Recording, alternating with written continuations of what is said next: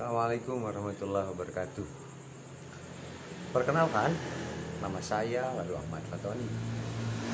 Saya adalah mahasiswa di Universitas 45 Mataram, Fakultas Hukum. Dalam kesempatan kali ini, kita akan membahas tentang perjanjian di luar Kitab Undang-Undang Hukum Perdata. Perjanjian di luar Kitab Undang-Undang Hukum Perdata itu biasa disebut perjanjian innominat. Perjanjian innominat ini sering juga disebut sebagai perjanjian atau kontrak tidak bernama. Lalu apa pengertian perjanjian innominat? Perjanjian innominat adalah perjanjian yang tidak diatur dalam Kitab Undang-Undang Hukum Perdata. Perjanjian innominat ini harus tunduk pada peraturan umum yang termuat dalam KUH Perdata. Terkait dengan penentuan objek perjanjian, tetap mengacu kepada syarat sah objek yang tertuang dalam pasal 1320 KUH Perdata. Sedangkan kontrak innominat adalah kontrak-kontrak yang timbul, tumbuh, dan berkembang di masyarakat secara prakteknya. Tumbuhnya kontrak innominat itu karena adanya asas kebebasan berkontrak sebagaimana tercantum dalam pasal 1338 ayat 1 KUH Perdata. Selain syarat sah yang diatur dalam perjanjian, yang diatur dalam pasal 1320 KUH Perdata, ada beberapa syarat-syarat lain yang umum di luar KUH Perdata, yaitu kontrak harus dilakukan dengan itikat baik. Kontrak tidak boleh bertentangan dengan kebiasaan yang berlaku. Kemudian kontrak harus dilakukan berdasarkan asas kepatutan. Kontrak tidak boleh melanggar kepentingan umum. Itu adalah syarat sah perjanjian yang diatur dalam pasal 1320 KUH Perdata.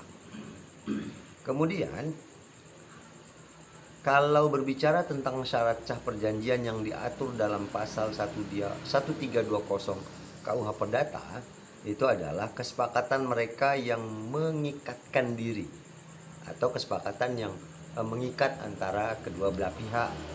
Kemudian kecakapan mereka yang membuat kontrak. Jadi kedua belah pihak yang berkontrak itu harus cakap. Tidak boleh ada yang salah satunya tidak paham dengan kontrak yang dibuat atau perjanjian yang dibuat. Kemudian satu hal tertentu ini adalah ada hal yang diperjanjikan atau dikontrakkan. Kemudian syarat utamanya adalah sebab yang halal atau yang tidak dilarang. Jadi ketika perjanjian tersebut itu dilarang oleh norma-norma yang berlaku, baik itu norma agama, baik itu norma-norma hukum yang berlaku di Republik Indonesia, maka itu tidak boleh. Jadi memang norma sebabnya yang harus halal, harus baik.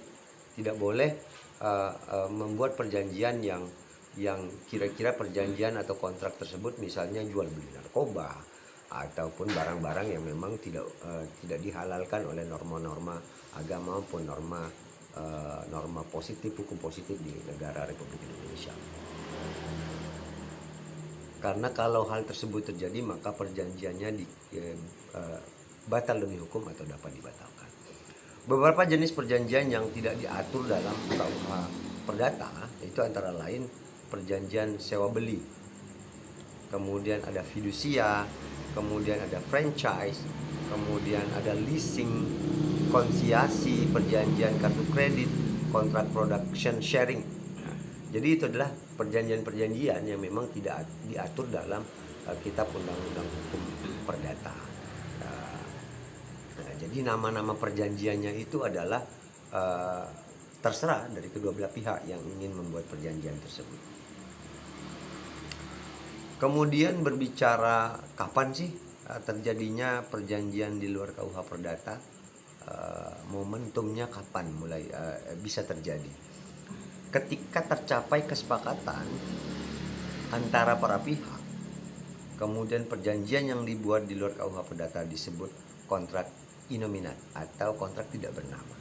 Jadi momentumnya adalah ketika sudah terjadi kesepakatan antara kedua belah pihak, maka perjanjian itu disebut kontrak innominat atau kontrak tidak bernama.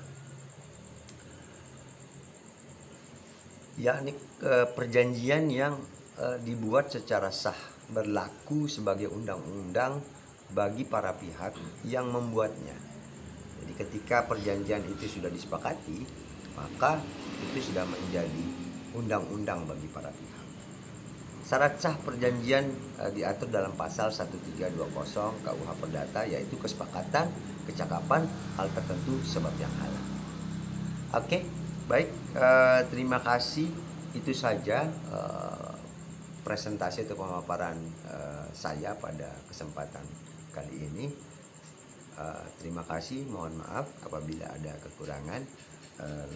Nanti kita akan diskusikan lebih spesifik lagi terkait tentang apa yang saya paparkan pada malam hari ini. Assalamualaikum warahmatullahi wabarakatuh.